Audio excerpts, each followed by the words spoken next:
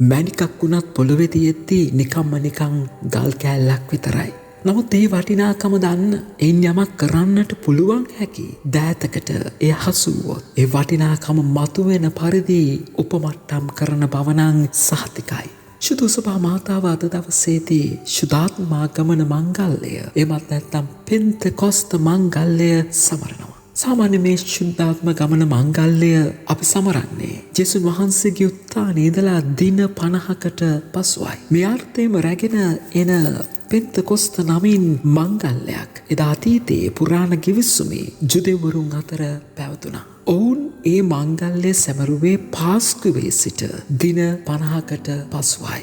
මේ මංගල්‍ය දෙක අතර ඉතාමත්ම සමීප සම්බන්ධතාවයක් අපිට දකින්නට පුළුවන්. ඒ තමයි එදා පුරාණ ගිවිසුමේ පෙන්තෙකොස්ත මංගල්‍යයේදී ඔවුන්ට ලැබිච්ච අස්වැන්න වෙනුවෙන් දෙවියන්ට තුති පුදන්නට ඒ අස්වැන්නේ දෙවියන්ට ඔප්පු කරපු මංගල්‍යයයි. ඔවුන්ගේ ඒ දහඩියත් එක්ක මේ අස්වැන්න නෙලනකං දෙවියන් වහන්සේ ඔවුන්ගේ ජීවිතවල ක්‍රියා කරපු ආකාරය ඔවුන් මෙනෙහි කරමින් ඒක දෙවියන් වහන්සේට තුති පූජා කරමින් මේ පඳුරු පිදීමයි සිද්ධ වන්නේ. ඒ හා සමානව දෙයක් තමයි අපි නව ගිවිසුමේ ශුද්ධාත්මාගමන මංගල්‍ය තුල දකින්නේ. ඒත් මහා අස්වැන්නක් ඇති වූ මොහොතක්. කිසිම වටිනාකමක් තිබුණු නැති ඒ අපොස්තලවරුන්ව ශුද්ධාත්මයන් වහන්සේ වසා ගනිමින් ඔවුන්ව බලවත් කරමින් ඒ තුලින් පේතුරුගේ දේශනා තුලින්ම පමණක් මහ විශාල ජනකායක් දෙවියන් වහන්සේ වෙතට දිනා දෙන්නේ දෙවියන් වහන්සේ ඔවුන්ගේ ජීවිතවල කළ ඇති ඒ මහා ප්‍රබල ක්‍රියාවන් පෙන්눔 කරමින්. සුදු බයිබලය ගැන කතා කරද්දී අපි දකිනවා පළවෙනි පරිච්ඡේදයේම දෙවියන් වහන්සේගේ ශුද්ධාත්මානුභාවයෙන් පිරි ඒ ආත්මය ජලය මතු පිට සැරිසරුව කියන එක. ජලයට පැහැයක් හැඩයක් නැති වුණාට මේ ජලයට මහ විශාල දෙයක් විපර්යාසයක් කරන්න පුළුවන් කියන දේ අපි මතක තියාගන්නට ඕනේ. දෙවියන් වහන්සේ ලෝකය මවන්නේ මේ ජලය පමණක් තිබිච්ච අඳුර පමණක් තිබිච්ච තැනක සිටයි. ඒ ජලය අනිවාර්යයෙන්ම දෙවියන් වහන්සේ උපයෝගී කරගන්නට ඇති ඒ ජීවය මේ ලෝකයේ මත මේ පොළව මත ජීව ගන්නන්නට.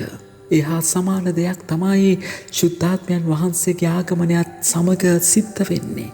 එදා සේනාකුළු ශාලාවේ බයෙන් හිටපු ඒ ජේසුස් වහන්සේගේ ශ්‍රාවකයන් මත ගිනිදිව් ආකාරයෙන් වැඩම කරන ශුද්ධාත්මයන් ඔවුන්ව සම්නත්ත කරන්නේ දෙවියන් වහන්සේගේ ප්‍රබල ක්‍රියා කරන්නටයි.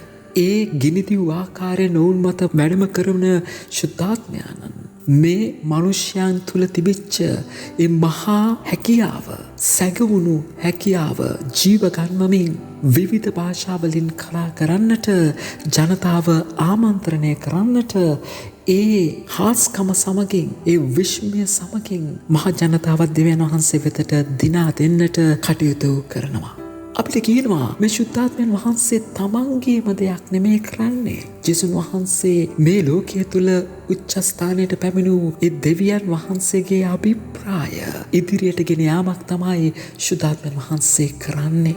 ඒ ශුද්ධාත්මයන් වහන්සේට අපිවත් නතු වෙද්දී උන්වහන්සේ අපේ ජීවිතවල තියෙන අඩුපාඩුකම් දුර්වලකම් දුරු කරමින් අපිව මුවහත් කරමින් දේව කැමැත්ත ඉෂ්ට කරන්නට දෙවියන් වහන්සේ වෙනුවෙන් සාක්ෂි දරන්නට ශුද්ධ සභාව ව්‍යාප්ත වන්නට සලස්වන්නට අපිවත් යොදා ගන්න බව අපි පසක් කරගනිමු. ඒ ප්‍රබලත්වයට අපිව බාර දෙමින් අපිව නව මැවිල්ලක් බවට පත් කරන්න කියලා අප ස්වාමීන් වහන්සේට අද දවසේදී ඉල්ලා සිටිමු.